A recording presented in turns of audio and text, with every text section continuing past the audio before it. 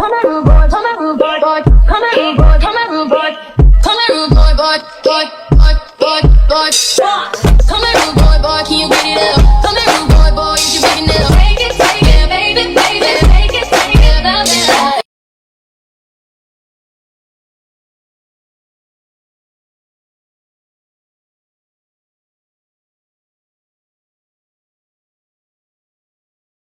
Xo'p, sizga birinchi savolim, avvalambor o'zingizni tanishtirib o'tsangiz, qanday qilib feberlik biznesi bilan shug'ullanishni boshlagansiz? Men feberlik bilan 2 yil oldin tanishdim. Dastlab go'zallik va parvarish mahsulotlarini yaxshi ko'rardim, lekin bu soha haqida o'ylashni boshlaganimda feberlik meni o'zining yuqori sifatli va arzon mahsulotlari bilan jalb qildi. Birinchi mahsulotni sotib olib, uning natijasini ko'rganimdan so'ng bu brendni yanada chuqurroq o'rganishni boshladim.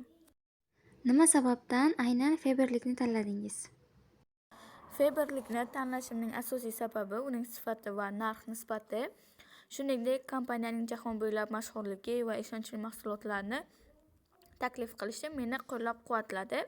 Feberlik bu global brend bo'lib, men o'zim xohlagan va muvaffaqiyatga erishishim mumkin bo'lgan jamoaning bir qismi sifatida his qildim. Boshlanishiga biroz shubha bilan qaraganmisiz yoki darrov ishonch hosil qilganmisiz? Dastlab shubhalar bo'ldi, chunki bu turdagi biznesda ko'p o'zgarishlar va raqobat mavjud. Ammo mahsulotni sinab ko'rib, uning sifatiga ishonch hosil qilgach, bu biznesni davom ettirishga qaror qildim. Birinchi muvaffaqiyatlarim meni yanada ilhomlantirdi. Shu biznesni boshlashda qanday qiyinchiliklarga duch kelgansiz va ularni qanday yenggansiz? Birinchi bosqichda yangi mijozlarni topish va o'z ishimni rivojlantirishda biroz qiyinchiliklar bo'lgan. Ammo sabr-toqatli bo'lib, mahsulotlarimni ko'proq odamlar bilan tanishtira boshlaganimda bularning barchasi yengildi. Mijozlar bilan yaxshi aloqalar o'rnatish va doimiy ravishda yangi ma'lumotlar bilan ta'minlash muhim. Sizga oxirgi savolim, kelajakda bu faoliyatingizni qanday rivojlantirmoqchisiz?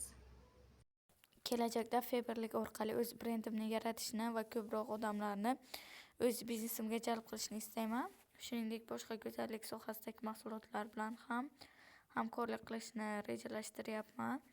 Men har doim yangi imkoniyatlarni izlayman va o'zimni rivojlantirishga intilaman.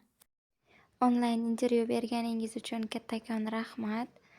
Sizni biznesingizni rivojlanishida omad tilayman, o'qishlaringizda ham omad tilayman. Charchamang. Kattakon rahmat. Sog' bo'ling.